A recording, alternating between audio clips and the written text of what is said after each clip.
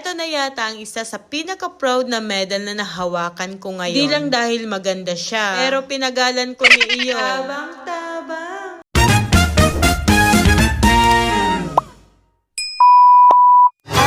So, syempre, taga-Naga kita. Tapos, nakaisip na sa Albay kami magdala. So, nagbiyahe kami ng 2 a.m. Actually, guys, wala pa akong tulog. Dahil, alam ko naman na mabibitin ako. So, ang ginawa ko ay, hintay ko na mag 12 a.m. Countdown pa nga ako. And syempre, dahil nga wala tayong tulog, so, nasa isip ko ay, matatapos ko ba talaga yung 10 kilometers? Or baka mahimatay ako dahil wala pa akong kain. Yan yung mga nasa utak ko that ay bahala na si Batman. Syempre, ginusto mo ni kaya go. Pero hindi naman ako nabahala dahil may mga medic naman sa gilid. Bago kami nag-asikaso ng aming mga sarili, ay chinek na muna namin yung meet-up place. And dito na rin kami sa likod ng kotse nagbihis. Buti na lang ay naka-sports bra na ako dyan. Syempre, bago kami bumalik sa meet-up place, ay nag-retouch na kami dito. Tawa mayo pang kakan basta plakado ang makeup. Hindi pwede mawala ang pabango. Para mabuhay naman ang katabi ko.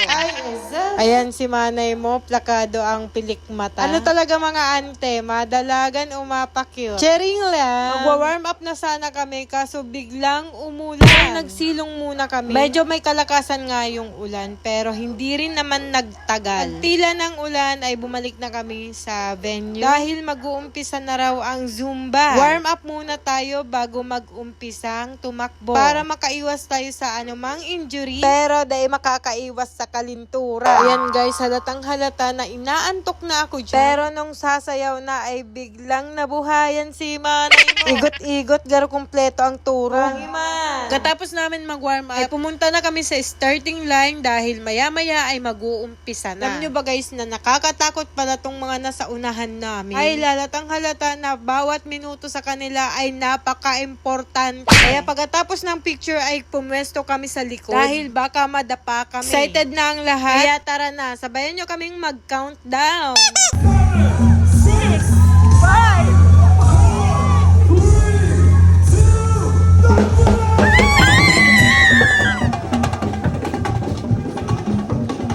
Ano ta nagkururahaw, mga durat talaga.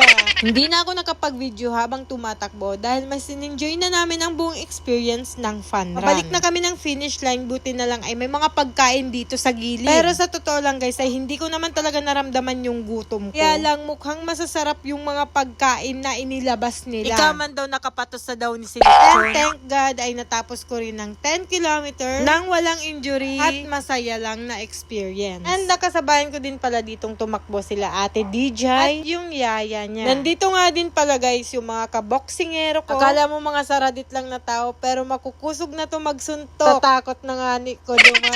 Tingnan nyo guys kung gaano kaganda yung medal nila. Tapos madami din nga pala akong nakuha dito na freebies na mga pag-giveaway nila. And picture muna kami dito dahil maya-maya lang ay uuwi na kami. At hindi ko nga pala in-expect yung susunod na mangyayari. Akala ko ay may hinahanap lang siya sa bag niya. Pero may pa-surprise pala siya para sa akin. Nyo guys, isa sa mga bagay na ipinagpapasalamat ko sa trip na ito ay ang pagkakaroon ng kaibigang tulad niya. Bago kami umuwi, may surprise pa siya sa akin na talagang hindi ko inaasahan. Hit man o malaki, yung effort at thoughtfulness kasi ang tumatak sa akin. Kaya sobrang thankful ako na naging parte siya ng buhay ko bilang kaibigan. At bago kami umuwi ng Naga, dito na kami nag-almusal sa 7-Eleven. Dito na magtatapos ang aking vlog. See you on my next vlog. Tabang-tabang!